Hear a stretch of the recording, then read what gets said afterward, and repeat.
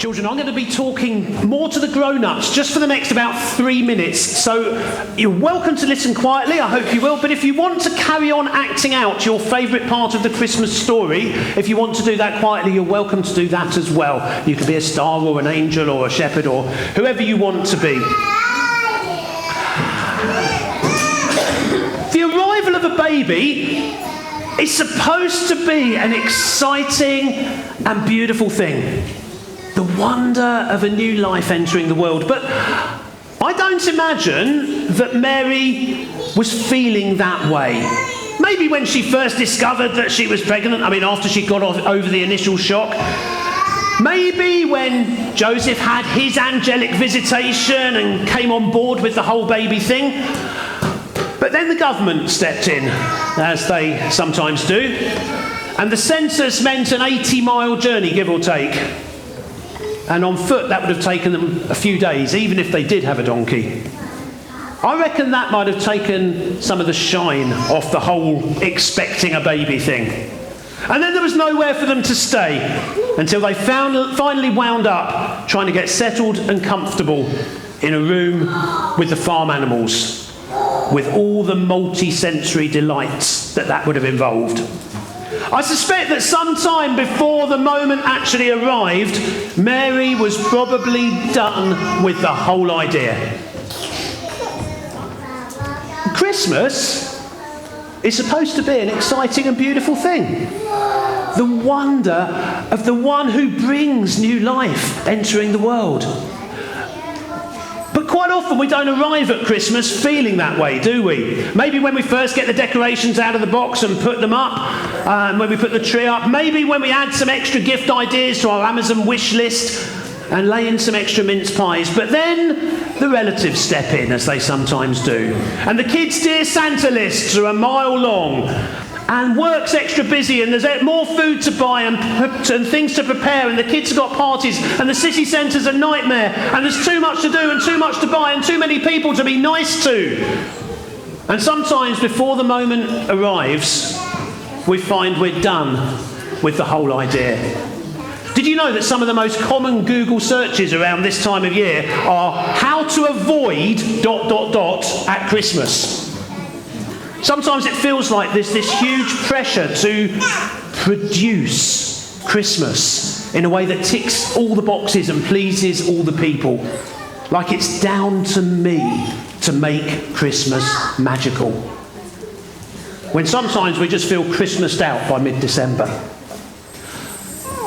But what if the real magic of Christmas isn't in the Christmas that we produce? What if the real magic of Christmas is found in the Christmas that we've received? What if it's in the gift that we've already been given?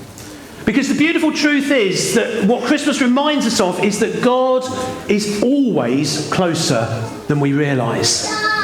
Even in the middle of the stress and the mess and the chaos of Mary's life, God showed up. And for the shepherds who were excluded and looked down on, and for the wise men who had probably never heard of God, or at least not of this God, and certainly weren't looking for God's Son, God showed up. Like he wanted them to know that nobody is too far away, nobody is too far gone, nobody is too stressed or messed up for him to include them. He showed up. And he showed up bringing a gift of peace. Not like no more fighting over who's going to get the last chocolate in the box kind of peace. It's not quite that. But peace on the inside. A deep and lasting peace.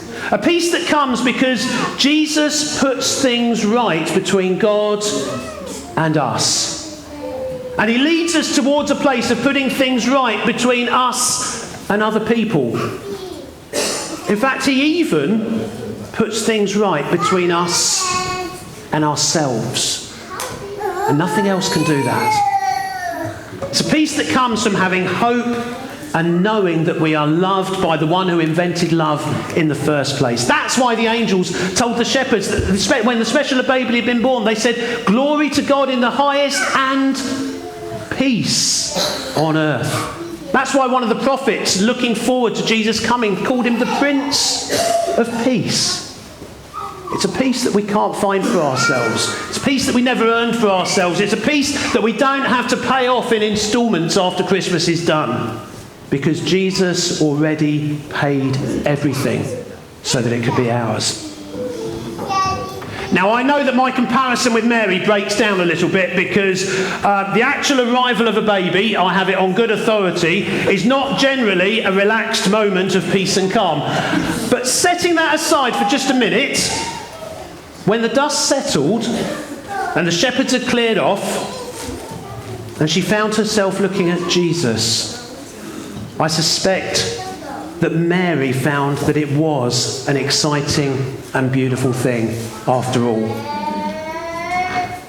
This Christmas, if you possibly can, take a moment away from all the frantic activity to look at Jesus, the one who offers us peace, and to rediscover the beauty and wonder of Christmas. Kids, you have listened amazingly well. Actually, grown-ups, you've listened amazingly well as well. Thank you very much. Give yourselves a round of applause.